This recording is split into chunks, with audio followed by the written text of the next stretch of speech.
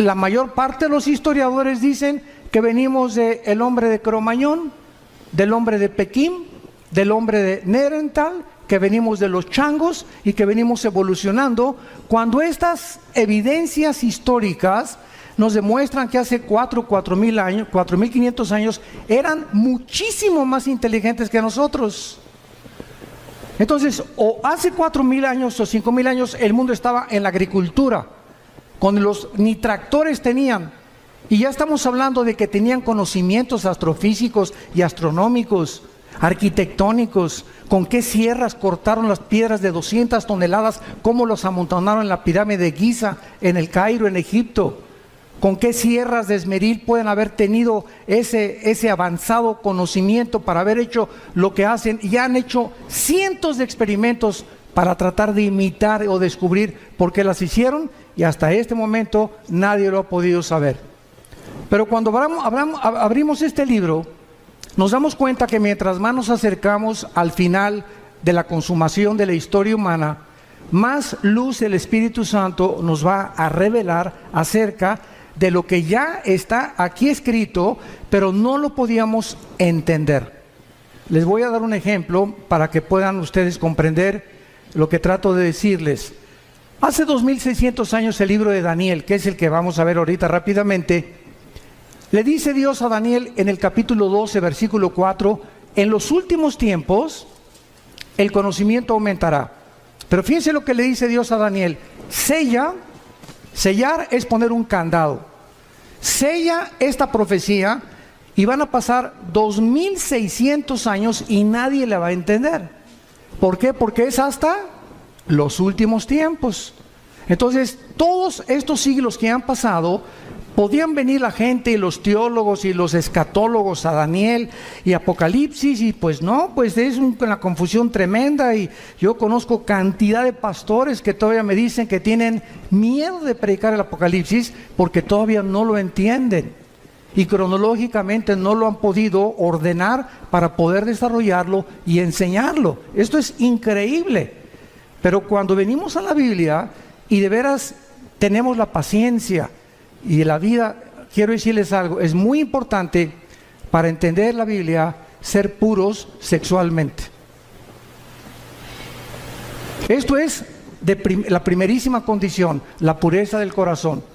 Nuestra vida tiene que estar limpia por dentro, nuestra alma, para que el Espíritu Santo no tenga ningún estorbo en revelar a mi mente y yo no tenga imágenes de pornografía, ni estar pensando con otra mujer que no es mi esposa, etcétera, etcétera. El Espíritu Santo es más sensible que una paloma, por eso se le compara con una paloma. Y Él sabe cuando tú ves a una mujer que no es tu esposa, cuando te aprovechas con tu novio o con tu novia, y todas estas cosas molestan a Dios, porque es un Dios santo. Pero eso sí, ¿verdad? Cuando se trata, a ver, explíqueme la predestinación, y explíqueme esto, ¿y por qué no entiendo estas cosas? ¿Y sabes por qué? Por tu vida sucia. Porque cuando comiences a limpiar tu vida y a tomar en serio a Dios, no te imaginas de qué forma se va a ampliar tu capacidad de percepción y de discernimiento espiritual para que entiendas las cosas profundas de Dios. En uno de los salmos dice la Biblia: al pueblo Dios le dio a conocer sus obras, a Moisés sus caminos. Qué tremendo está esto. O sea, el pueblo vio cómo cayó agua en el desierto, cómo cayeron codornices, cómo pudieron ser sostenidos en un desierto sin nada, y lo único que el pueblo quería era ver milagros, milagros, milagros, milagros. Pero durante 40 años el pueblo en el desierto nunca tuvo el conocimiento de los caminos de Dios. ¿Por qué Dios hace lo que hace? Y esta es la razón también por la cual muchos cristianos se desaniman y se frustran. Es que no me ha funcionado el cristianismo y Dios no me ha contestado mis oraciones. Y la raíz de todos los problemas es el pecado. Nuestra vida sucia, nuestra vida que no está limpia delante de Dios, las tranzas, la deshonestidad, la falta de integridad, en todas estas áreas tenemos que tener muchísimo cuidado para que podamos dejar la libertad al Espíritu Santo y Él pueda ampliar nuestro entendimiento. Y en esta generación, como dice Daniel 12, los entendidos entenderán. Y dice los salmos, ¿verdad? Dichoso el hombre que guarda los mandamientos de Dios, porque entenderá el temor de Dios. Y si tú no quieres seguir a Cristo cargando una cruz, no lo sigas. Y si no quieres negarte a ti mismo, te va a costar más trabajo. El otro día tuvimos un caso, mi esposa y yo, de una pareja, que él va a una iglesia y la esposa va a otra iglesia. Pero la esposa es la directora de la escuela, es la directora de la femenil de la otra iglesia, pero no quiere ir a la otra iglesia de su esposo. Pero es directora de la femenil y ella dice que quiere seguir a Cristo, pero sin una cruz, porque la Biblia dice que la esposa debe seguir al marido. Entonces ella, si es cristiana, debe entender algo. Una cruz es seguir a Cristo haciendo sacrificios. Pero hay cantidad de cristianos que quieren seguir a Cristo con la novia fornicando, quieren seguir a Cristo, uno por acá y otro por allá, y dicen que siguen a Cristo. Increíble. Y a Jesús no lo sigues así. Implica sacrificio seguir a Cristo. Tenemos que entender esto y negar nuestros intereses personales. Una mujer de Dios dice: Padre Santo, me gusta mi iglesia, pero mi esposo va a otra iglesia y a menos que no sea una secta, no tienes por qué seguirlo, pero no era una secta, era otra denominación.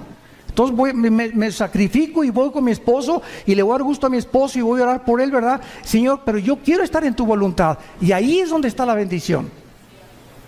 Pero estamos tan equivocados en tantos detalles tan pequeños que queremos seguir diciendo que somos cristianos y tenemos tantas cosas en nuestra vida que están muy lejos todavía del carácter de Jesús. Acuérdense que cuando lleguemos al cielo, Dios nos va a preguntar: pues ¿cuántas almas ganaste? Bueno, 5 millones de almas. ¿Cuántas iglesias hiciste? Tuve 600, di cobertura, 800 iglesias. Todas estas cosas que hagamos, a Dios, ¿qué le van a sorprender? A Dios, ¿qué le van a poder decir, verdad? Caray, te felicito, mi hijo, al llegar al cielo. Solo una pregunta va a haber para todos nosotros. Una sola pregunta: ¿cuánto te pareces a Jesús? ¿Cuánto nos parecemos a Jesús? Dios está formando el carácter de Jesús en nosotros. Dice Romanos 8 que estamos siendo conformados a la imagen del Hijo. A Dios no le impacta lo que hagamos, sino lo que somos.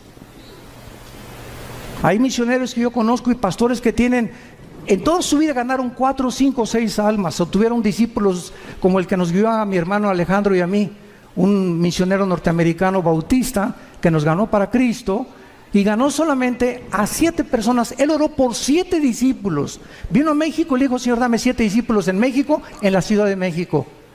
Y mi hermano y yo fuimos de los privilegiados de estar con este hombre de Dios. Y él se murió y nada más ganó a 7 discípulos. Y los 7 discípulos somos los 7 cristianos ganadores de almas y estamos en el ministerio de Cristo.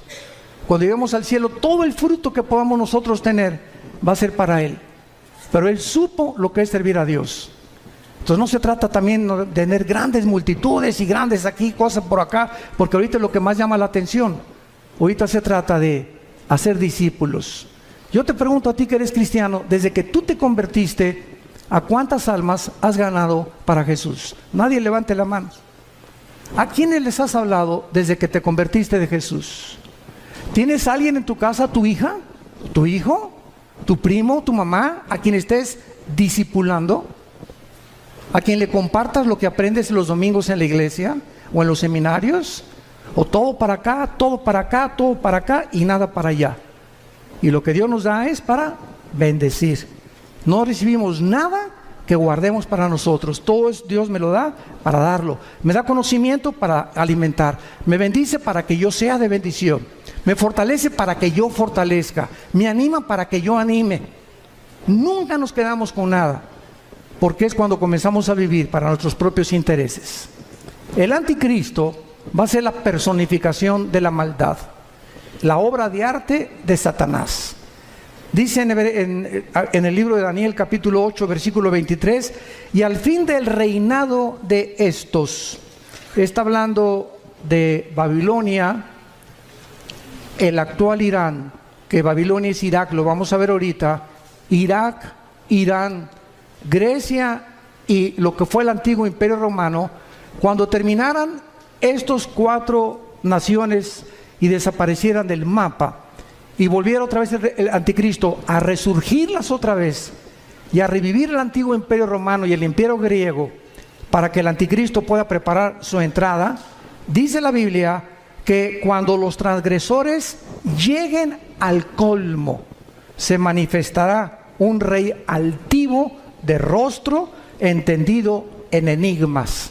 En otras palabras, Dios no va a levantar al anticristo hasta que la raza humana llegue al colmo. Yo les pregunto, ¿qué es llegar al colmo? La Biblia nos los enseña. Hubo dos ciudades en la Biblia, en Génesis 18 y 19, Sodoma y Gomorra. Y Dios le dijo a Abraham, oye Abraham, ven para acá. No voy a revelar nada sin que tú no lo sepas. Voy a destruir esas dos ciudades. ¿Pero por qué? Le dice Abraham.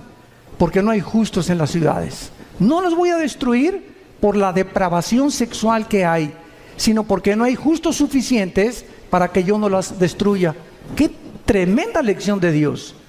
Y pues ya saben todos, ¿verdad?, que Abraham le dijo a Dios, oye, si hay 50 justos, la perdono. 40, la perdono.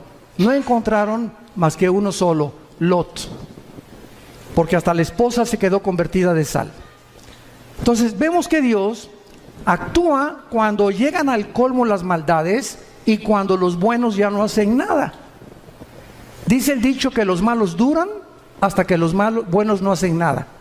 Entonces vivimos una época, como les decía en la mañana del desayuno, donde estamos acostumbrándonos a que sea normal la inmoralidad que nos rodea. Las revistas, vas al dentista y revistas de pornografía. En la mañana Vidito y Capulina también ya, quién sabe, con chavas arriba de sus rodillas. En las telenovelas ya es un asco, ¿verdad? Todas las cosas que pasan, las películas. Ya es impresionante por todos lados las espectaculares, ya de descarados. Tú vas ahorita, por ejemplo, a Toronto, Canadá, y hay una mujer desnuda de casi 50 metros de altura, el espectacular. Vas a Alemania y en los trenes hay puras fotos pornográficas en los trenes, en los metros de Alemania. En Holanda ni se diga. Entonces estamos llegando a un punto en el mundo donde no nos damos cuenta que está ardiendo el mundo, nuestros hijos están siendo arrastrados. Hay más de 17 millones de sitios pornográficos en el internet. Y tus hijos y mis hijos tienen acceso al internet. Y si no los vigilamos y no los cuidamos, van a crecer infectados en la mente, completamente desorientados acerca de qué es el sexo. Y esta es la razón por la cual hemos llegado ya al punto que Estados Unidos, si el Partido Demócrata hubiera ganado la elección, hubieran votado por los elementos transgénero en junio de este año. Porque el expresidente Obama autorizó que hubiera baños en Estados Unidos donde los niños pudieran usar el de las niñas y el de las niñas, los niños, si los niños se sentían que no eran niñas o que no eran niños. Este es el colmo. En el junio del año pasado se legalizó los matrimonios gays en Estados Unidos. Y vemos así que está creciendo la maldad, y lo dice así, cuando los transgresores lleguen al colmo. La pregunta es esa. Mañana vamos a hablar de la destrucción de la familia. ¿Hemos llegado al colmo? Hoy en la mañana vimos un testimonio, ¿verdad?, de un expolítico donde nos expuso claramente la corrupción impresionante que hay en esos medios. Pero ya no me sorprende porque el director de la FIFA, de la Federación de Fútbol Soccer, lo encontraron corrupto.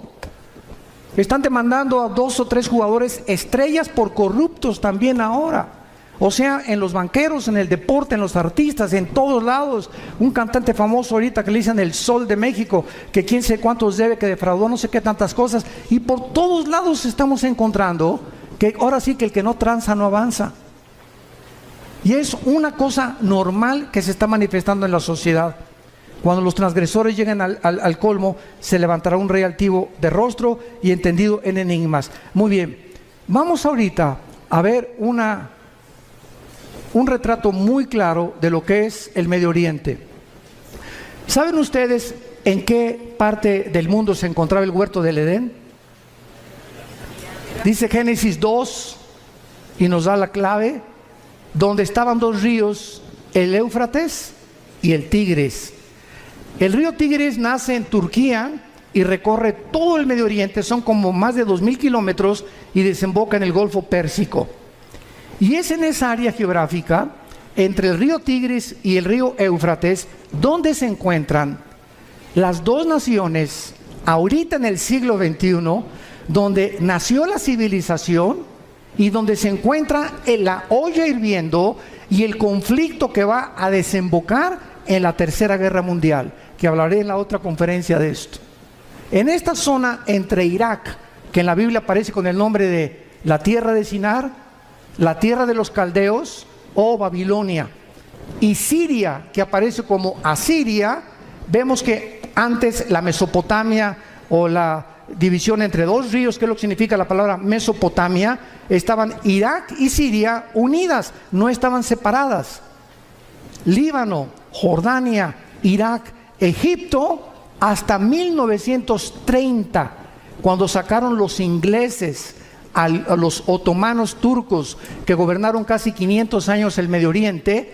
Los ingleses lo sacaron, y cuando los ingleses repartieron el Medio Oriente y le dijeron a los judíos: ustedes en ese pedacito, ustedes en Saudi Arabia, ustedes aquí, ustedes allá, Francia y Inglaterra repartieron casi todo el Medio Oriente, y se formó el Medio Oriente tal como lo encontramos nosotros.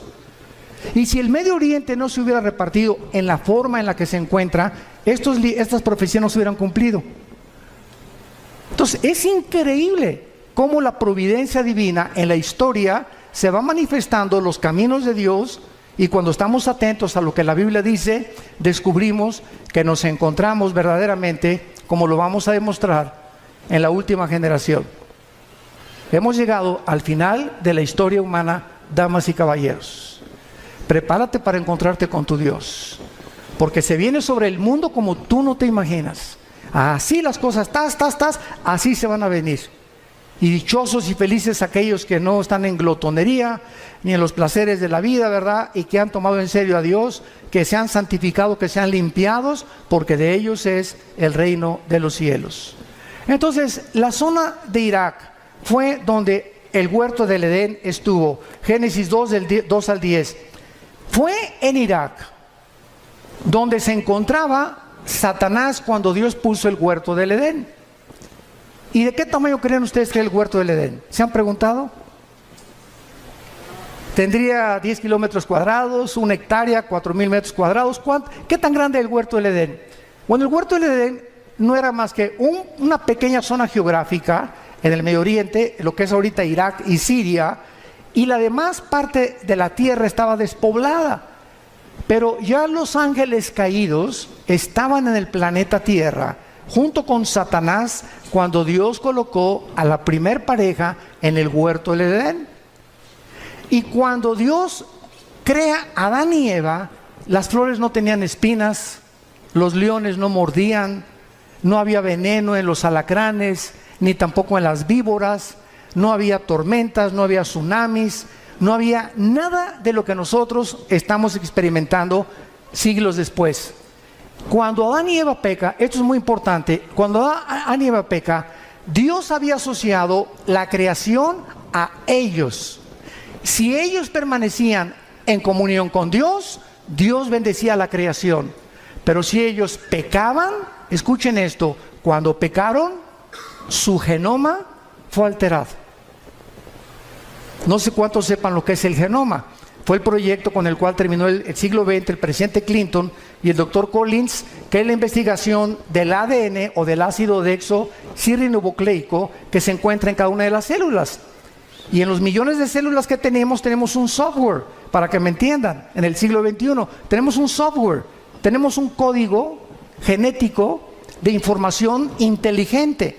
Y en cada célula de mi cuerpo se encuentra toda la información de cómo soy, de cómo eres, tu tamaño de estatura, tu pelo, tus ojos.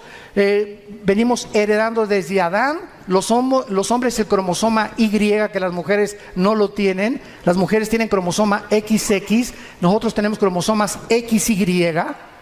Y esta es la razón por la cual hasta 1860, cuando Gregorio Mendel descubre las leyes de la herencia, que entiende por qué José no podía meterse con María para que naciera el Hijo de Dios. Pasaron 2000 años. ¿Por qué José no tuvo relaciones con María para que naciera Cristo como tú y como yo? Pero se descubren las leyes de la herencia. 1954 el doctor Crick y el doctor Watson descubren la hélice del ADN. El siglo XX termina con el descubrimiento más grande científico de la historia, el proyecto del genoma humano, donde dice el presidente Clinton en la Casa Blanca: hemos entrado por primera vez a descubrir el libro de la vida. Y desde que el hombre comienza a introducirse en el ADN y a investigar el ADN, que es lo que determina nuestra genética de cada uno de nosotros, descubre la mayor parte de los científicos ateos que era imposible que viniéramos de Chita, que la mentira y el fraude intelectual más grande del siglo XX, darwiniano, como decía el ministro de propaganda de Adolfo Hitler, Joseph Goebbels, cuando una mentira se predica 10 años, 100 años, se acaba aceptando como una verdad. Entonces comienza el siglo XXI y cantidad de científicos ahorita ateos, que estamos viéndolos en internet, se están convirtiendo porque el ADN niega que el ADN de un mamut sea igual al de un camello o al de un rinoceronte, o el ADN del chango sea igual al del águila, o el del águila sea igual al del halcón. Y cada uno de nosotros tenemos en cada especie, porque hay 4 especies: la especie humana, la especie animal, la especie de las aves y la especie de los peces. Y no venimos las 4 especies que hay, las 4 características o elementos que forman el mundo que nos rodea. Ninguno tiene el mismo ADN, como ninguno tiene las mismas huellas digitales. Increíble.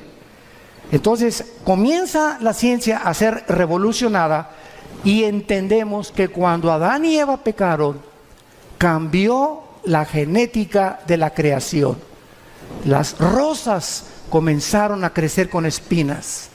Los animales se comenzaron a volver feroces. Comenzó la naturaleza a volverse enemiga de nosotros, con tornados, con huracanes, con inundaciones, etcétera, etcétera. Comenzaron a propagarse todo lo que se llama la propaganda bacteriológica, los virus, los microbios que comenzaron a atacarnos, se volvieron nuestros enemigos, y todo debido al pecado humano. Por eso dice Romanos 8 que la creación gime a una, esperando la redención de nosotros, porque cuando seamos redimidos nosotros, la creación regresará al huerto del Edén otra vez. Y esto es precioso, porque nosotros los cristianos que me escuchan, santos de Dios, toda esta información que les doy es la información que ahorita están buscando los científicos y no la tienen. ¿De dónde vienen los platillos voladores desde 1946? Porque cuando venga el rapto, ¿qué creen que van a decir? Que nos pintamos con los ovnis, que los extraterrestres nos llevaron. Y Alberto Einstein en 1943 demuestra al presidente Roosevelt en Estados Unidos, al doctor Fermi y al doctor Oppenheimer alemán. Alberto Einstein demuestra con su famosa teoría E igual a mc al cuadrado, la energía es igual a la masa por la velocidad de la luz al cuadrado, que la conquista del espacio es imposible científicamente, por 2 razones: la velocidad y el tiempo. Si sacamos una nave y nos vamos ahorita a Marte, van a pasar, pongan ustedes que nos vamos a la velocidad 300,000 kilómetros por segundo, que es la velocidad de un año luz. Vamos a esa velocidad, llegamos a Marte y pasaron 1 año. Aquí en la Tierra pasaron 5 años. Entonces, si tu esposo tiene 30 años y se va a Marte, y tú tienes 25, él te lleva 5 años de edad, y allá pasan 10 años, cuando él regrese tú vas a parecer su abuela. Y además ninguna nave podría ser construida jamás que pudiera evadir los millones de piedritas minúsculas que existen en el espacio, porque la destruiría a la velocidad de la luz. Así que todas esas yo le llamo marihuanadas.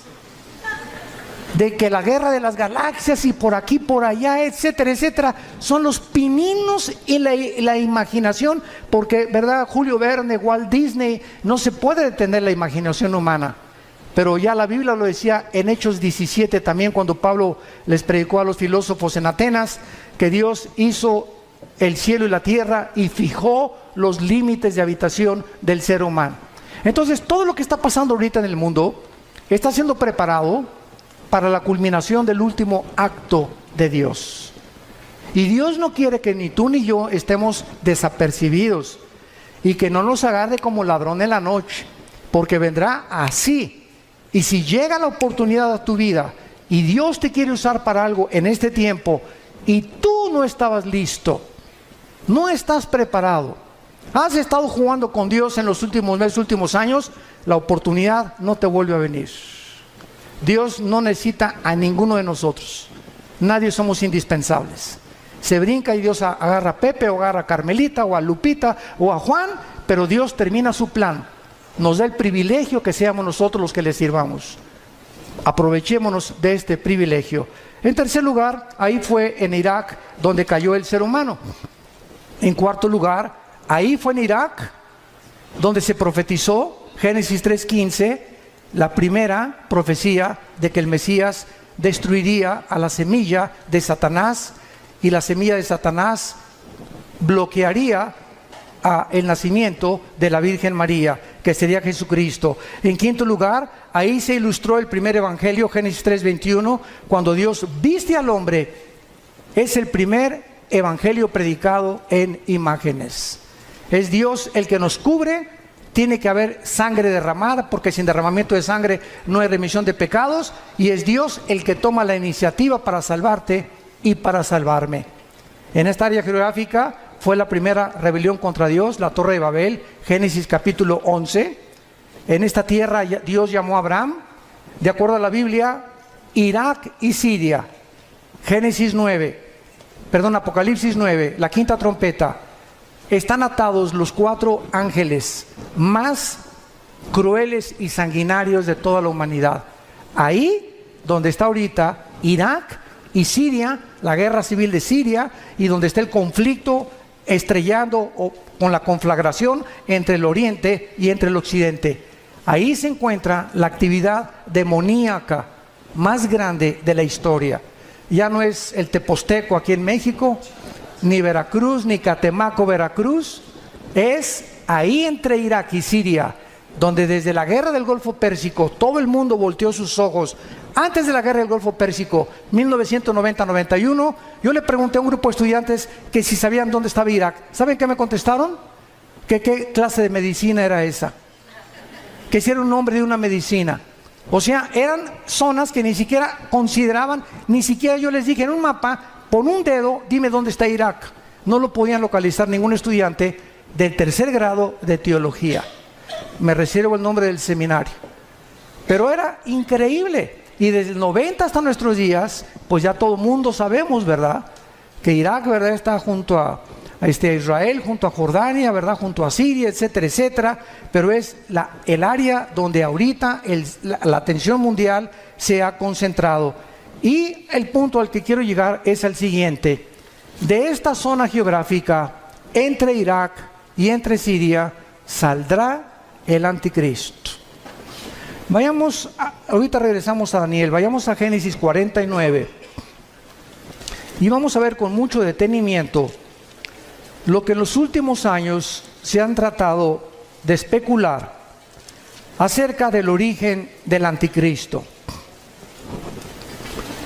Lo único que sabemos, o que se sabía, sin haber profundizado la Biblia, hasta hace, me acuerdo yo, 25 años, yo desde que me convertí, no sé cuántos de ustedes sepan, ¿verdad?, pero el primer mensaje que yo prediqué en mi vida, hace 40 años, fue sobre la tribulación. O sea, desde que comencé a predicar, Dios me trajo a la profecía y a la apologética, que es la defensa de la fe. Son las dos áreas de las ramas de la teología donde me he especializado más, en la profecía y en la defensa de la fe, la apologética. Y desde que comencé a estudiar la Biblia, pues fue algo, ¿verdad?, que yo sentí que era un llamado que Dios me daba para profundizarme en la profecía. Y a través de todos estos años, pues me metí, yo he predicado 3 veces todo el libro de Apocalipsis, versículo por versículo. Lo pueden conseguir, son 100 conferencias, versículo por versículo, los 22 capítulos. Pero lo he predicado 3 veces, pero lo he grabado 3 veces, pero lo he predicado como 6 o 7 veces en toda mi vida que llevo de cristiano. Y cada vez que lo predico encuentro algo diferente. Y cada vez que predico tengo más luz. Y cada vez que predico a la luz de los descubrimientos científicos que están sucediendo en el mundo, como lo de la genética, como el proyecto Genoma Humano, etcétera, etcétera, entiendo más por qué hace 2000 años el apóstol Juan en Apocalipsis dijo que el anticristo marcaría con el 666 a la humanidad. ¿Cómo podría ser posible si no se hubieran inventado las computadoras? ¿Cómo podíamos ser posible que en el capítulo 11 de Apocalipsis, cuando se maten a los 2 testigos, dice que todas las tribus y todas las lenguas verán al mismo tiempo el mismo evento? ¿Cómo podría ser posible si no se hubieran inventado los satélites de comunicación en los 70 del siglo pasado? Entonces todo va cobrando sentido conforme la ciencia va aumentando y nosotros decimos, ¿verdad? La Biblia tenía razón. Hasta que se descubre la genética, se entiende por qué María no podía tener relaciones con José. Porque si José se hubiera metido con María, el esperma Y, el cromosoma Y del varón, viene infectado desde Adán, porque nosotros transmitimos el pecado. La mujer es la receptora, nosotros traemos la semilla a los varones. Si José se mete con María, Cristo nace como naciste tú y como nací yo, en pecado. No hubiera podido pagar por nosotros. Tenía que nacer con un cromosoma que fuera el Espíritu Santo el que fertilizara el óvulo o las 2 X de los cromosomas de María, para que Dios pusiera el cromosoma Y de una forma divina y el Hijo de Dios naciera hombre y naciera Dios también. Todas estas cosas las comenzamos a comprender gracias a los descubrimientos de la ciencia. Y cuando la ciencia descubre algo, la ciencia dice, la Biblia se nos adelantó. Y la Biblia es más moderna que el periódico Mañana en la Mañana. Todo lo que estamos viendo ahorita, ya la Biblia lo decía, pero pues los cristianos siguen con Ricas y Famosas, el Calimán, las telenovelas, peleándose, viviendo en pecado, queriendo saber cosas y teología, y me quiero ser pastor, o quiero ser misionero, o por qué no bendice Dios mi hogar, por qué no tengo dinero, por qué no prospero, etcétera, etcétera, simplemente porque hay una sola condición. La bendición para la bendición es la obediencia. No hay más, así de sencillo. Tú obedece este libro y obedece lo que Dios te dice, no te imaginas, no tienes la menor idea de cómo Dios te va a bendecir. En Génesis 49 dice el versículo 16 y 17 una profecía que hizo Jacob antes de morir. Dan juzgará a su pueblo. Dan era una tribu, como una de las tribus de Israel. Será Dan serpiente junto al camino, víbora junto a la senda, que muerde los talones del caballo y hace caer hacia atrás al jinete. Muy bien, de acuerdo a esta profecía, hace 25 años, yo estuve de acuerdo también. Y de acuerdo a Daniel 11, 35 y 36, que dice que el anticristo del amor de sus padres no hará caso. Y de muchas otras que parecen que el anticristo sería judío. Resulta que comenzamos a escarbar más la Biblia. Como vayamos ahora a Isaías capítulo 10, rápidamente, Isaías 10. Y comienzan a surgir la otra línea de comprensión de que al anticristo se le llama más de 10 veces en el Antiguo Testamento el asirio. El asirio, o sea, de la región geográfica donde se encuentra ahorita ISIS, el grupo terrorista radical islámico, ISIS. Dice así en Isaías capítulo 10, versículo 5, oh Asiria, vara y bácula de furor en tu mano he puesto mi ira. Le mandaré contra una nación pérfida y sobre el pueblo de mi ira, o sea, Israel, para que quite despojos, arrebete presa, tas. Versículo 12, ojo, pero acontecerá. que después que el Señor haya acabado su obra en el monte de Sión y en Jerusalén, ¿ya la acabó? Todos estamos de acuerdo, ¿verdad? Dios no ha terminado con Israel, no ha acabado su obra con ellos. Después que Dios acabe su obra, castigará el fruto de la soberbia del corazón del rey de Asiria y la gloria y la altivez de sus ojos. Y así ya no me da tiempo de ver todos los versículos, como en Miqueas 5 del 2 al 6, donde también se menciona al asirio viniendo contra Jerusalén en los últimos tiempos. Y entonces hay esto cuando estudiamos teología. Por un lado hay profecías que ponemos en la balanza, que parece que el anticristo iba a ser judío.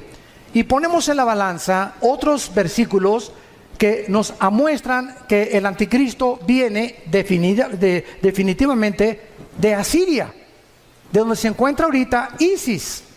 ¿Cómo podemos compaginar cuando encontramos en la Biblia que se predica la predestinación, pero también se predica la responsabilidad humana?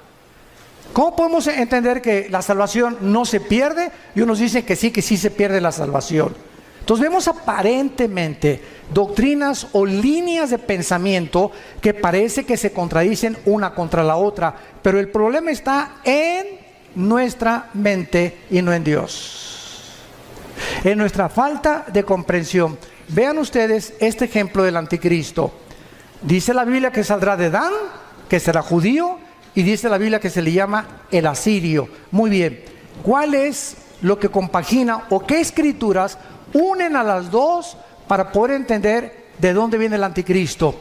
En el año 700 antes de Cristo, apúntalo, o sea, hace 2700 años, los asirios se llevaron cautivas a las 10 tribus de Israel. 100 años después, Nabucodonosor, en el año 585 antes de Cristo, 100 años después, vino y se llevó a las últimas 2 tribus. Estas 10 tribus que se fueron a Siria hace, ¿cuánto? 2700 años, se diluyeron en el mundo entero. Y ahorita los judíos no saben quiénes son. Hay judíos mexicanos que a lo mejor tú eres y no lo sabes. Hay negritos, hay costarricenses, hay italianos, hay brasileños, hay españoles, hay ingleses. Están revueltos en el mundo los judíos. Y ahorita solamente hay los que creen que vienen de Leví, de la tribu de Leví, y los de Cojén, que son los sacerdotes. Pero de las 10 tribus desaparecidas es el misterio que solo Dios sabe, que los va a levantar 12,000 de cada tribu en Apocalipsis 7. Entonces, ¿cuál es la respuesta? Que el anticristo puede ser judío y al mismo tiempo ser asirio. ¿Sabían ustedes que ahora los sociólogos están llegando a corroborar que Hitler era judío? Que tenía raíces judías, tu paisano. Increíble, ¿no? Han pasado siglos y comenzamos a descubrir cosas que dices, Dios mío, güey, a lo mejor yo no sé ni de dónde vengo, pero tenemos antecedentes de quién, a lo mejor desciendes hasta de Pancho Villa. Pero así es la genética. Entonces el anticristo, ¿verdad?, surge geográficamente de Asiria, y es lógico, ¿verdad?, que también haya sido perteneciente a una de las tribus de los judíos, que es la tribu de Dan. Ahora, cuando este líder de ISIS declaró que querían establecer el califato en todo el Medio Oriente y borrar la frontera entre Irak y entre Siria para establecer el califato, la palabra califa significa el sucesor en el idioma del Islam. Entonces los califas eran los que decían que eran sucesores directos de Mahoma. Y el musulmán está dividido en 2 ramas, en los sunnis, que son el 85%, ISIS es suní, y los chiitas, que son el 15%, que viven en Arabia Saudita y en Irán. Y casi todo el Medio Oriente son sunnis, son los que controlan y matan a los hermanos chiitas porque dicen que son los únicos sucesores de Mahoma. Entonces, este conflicto que está ahorita en el Medio Oriente es precisamente el que va a pavimentar la próxima guerra para que salga el anticristo, como lo mencionamos en esta mañana. El anticristo tendrá poderes sobrenaturales satánicos. Vayamos rápidamente a Apocalipsis capítulo 13 y veamos lo que el apóstol Juan menciona acerca del poder impresionante que el anticristo tendrá, y algo muy importante que les quiero compartir. La mayor parte del mundo cree que el anticristo va a gobernar el mundo entero. ¿Por qué? Porque aquí en Apocalipsis hay un versículo que dice que estará sobre todo tribu, lengua y nación. Pero lo mismo se dijo de Nabucodonosor en su tiempo, y era tribu, lengua y nación del tiempo en que Nabucodonosor vivió y de la nación de Babilonia. Alejandro el Magno se menciona que también abarcó el mundo entero conocido. ¿Cómo sabemos que el anticristo no va a gobernar todo el mundo? Porque en Daniel 11, 40 al 45 dice que el rey del sur se levantará contra el rey del norte, harán guerra contra el anticristo tendrá que destruir Egipto, y en Apocalipsis 16, 12 al 16 dice que los reyes del oriente vienen al Armagedón, Joel capítulo 3, al valle del Megiddo o al valle de Jezreel, a pelear contra el anticristo. Entonces el anticristo va a gobernar 10 naciones nada más, 5 de Europa y 5 del Medio Oriente, que pertenecían al antiguo imperio romano, que es otra profecía del capítulo 2 de Daniel, de la estatua de Nabucodonosor, que representa los 10 dedos y los 10 cuernos de Apocalipsis capítulo 17, que tampoco nos daría tiempo de poder cubrirlo. Pero en Apocalipsis 13 dice el versículo 1: me paré sobre la arena del mar y vi subir del mar una bestia. Y esto es interesante. ¿Por qué se le llama bestia al anticristo? Si ustedes han estudiado Daniel capítulo 7 y capítulo 8 de Daniel, dice la Biblia: vi a 4 bestias que se levantaron. Una era como un oso, la otra era como un leopardo, la otra era como un león, que son Babilonia o Irak, que son Persia, que es Irán, y que es Grecia. El leopardo, las conquistas de Alejandro el Magno. Pero cuando se descubre la 4ª bestia, no hay un nombre que el Espíritu Santo haya podido definir o adjudicarle al 4º imperio, que es el del anticristo, más que una bestia terrible. O sea, de acuerdo al Espíritu Santo, no hay una bestia tan sanguinaria, depredadora, que se pudiera utilizar como un ejemplo para poder compararlo con la ferocidad, la crueldad, el odio y el orgullo y la altivez de este hombre que será la obra maestra de Satanás. Y por eso se le llama simplemente una bestia. Y la palabra bestia en el griego, terión, es una bestia depredadora. No es un animal como un perro que es domesticado, como un caballo o como una gallina, sino que son bestias depredadoras, porque esta es la naturaleza que tendrá el anticristo. Y vean ustedes de dónde surge el anticristo, de acuerdo a Juan. Me paré sobre la arena del mar. ¿Dónde estaba Juan cuando escribió esto? En el mar Mediterráneo. De esa zona del mar Mediterráneo es donde el anticristo va a surgir. No de México, de Querétaro menos. Ni de Inglaterra, ni de Italia, ni de Alemania, ni de Brasil, ¿verdad? El anticristo va a surgir del área geográfica donde ahorita, en el siglo XXI, se encuentra Irak y Siria. De esa área en la que está a punto de estallar una guerra, una vez que esta guerra explote, él saldrá de las ruinas a tratar los tratados de paz, a ofrecer maravillas de soluciones a la pobreza, a los problemas entre los árabes y los judíos, a los problemas bancarios, a los problemas de la economía, y el mundo se quedará absorto ante la inteligencia y los poderes sobrenaturales del anticristo.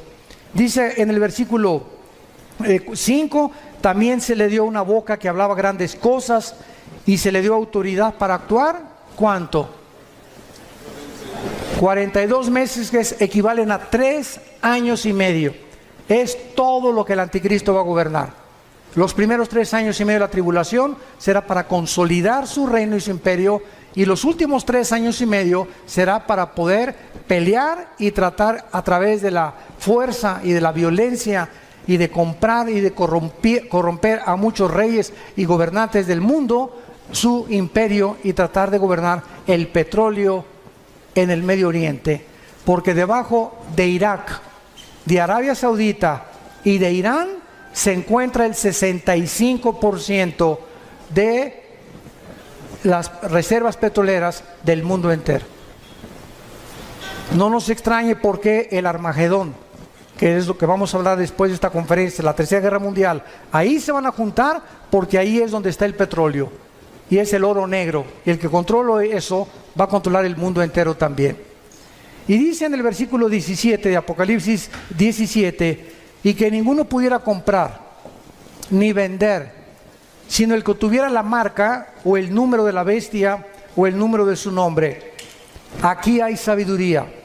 El que tiene entendimiento, cuente el número de la bestia, pues es número de hombre y su número es 666. ¿Saben ustedes qué es la gematría? Apúntalo, gematría. Es la rama de la teología que estudia el valor de los números en las letras hebreas y griegas.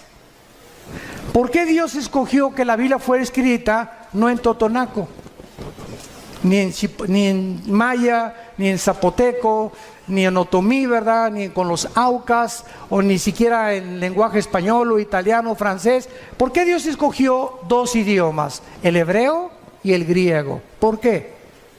Dios lo que hace, lo hace con un propósito sabio siempre detrás, porque el hebreo y el griego son los dos únicos lenguajes que cada palabra tiene un valor numérico.